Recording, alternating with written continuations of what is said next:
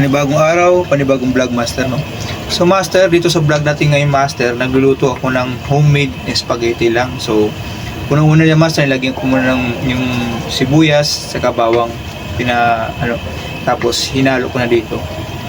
Ito master kasi kumbaga nagki-cravings kasi ako ng spaghetti, so bumili ako sa Pure Gold kasi may malapit. Siyempre para makamura, di ba master? Makatipid man lang. Ito master is kalahating kilo lang kasi sa akin lang naman to master. Kaysa bibili ako sa labas, mahal ako master. Kaya ito mapamura talaga ako kasi mura lang eh. Diba? May spaghetti na may living sauce pa master. Okay? Yan master. Tapos master, pinakuluan ko na rin yung spaghetti na yung pinaka noodles niya. Okay master? So yun master, ito yung spaghetti na pinakuluan ko kayo na at inano ko muna kasi medyo malambot na master, oh. So sa malambot na master, lilagay ko to dito master sa mainit ditong sauce na to master.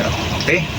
So ito master, samahan nyo ako at magluto tayo ng quick spaghetti master. Okay? Homemade lang to master ha, pasensya na po sa mga tao dyan na marunong mag spaghetti. Congratulations. Ito master is homemade lang po ito master, no? Kumbaga sa akin lang, ako lang din kakain ito master eh. Okay? So dati master, nung nagtatrabaho pa ako, hindi pa ako, kung makakain man ako ng spaghetti, pero mahal, tapos limit pa, diba? Yung tipid. Unlike dito ngayon master, nandito ko sa unit, kahit bibili ako ng spaghetti, ang dami pa, busog, so, diba? So hindi ko na nilagyan ng mga hotdog or something master kasi sabi ko nga master, sarili ko lang naman kakain, walang iba. Kumbaga nagki-cravings na ako ng spaghetti. O, diba? Kaya ito master, spaghetti na. Halo-haluin mo na lang siya. Ito yung tinatawag master na quick spaghetti. O, diba?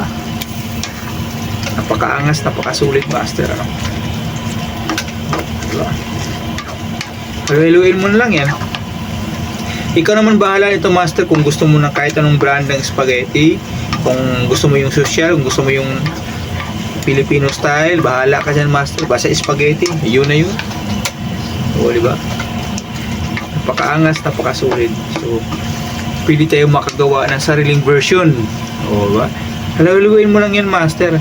Alam mo master, bali ito is 9 plates sa maliliit. Alam mo master, ako lang din kakain nito. Oo. Dandahanin ko lang kasi nga nakikravings ka ako ng spaghetti. Kaysa bibili ako sa labas master, o di dito na. At least nalaman ko pa yung sarili kung paano paglagay ko, di ba? Oh, di ba? Napakaangas, napakasulit master. Meron akong spaghetti na pwede na ko nang ipagpayabang sa sarili ko. So bali master, dito pala sa unit master, no? Medyo kulimlim dito master, no? Ayan. Sa kulimlim na yan master, talagang umuulan na master, oh. Yan. Paparating na sila master kung nakita mo. Yan.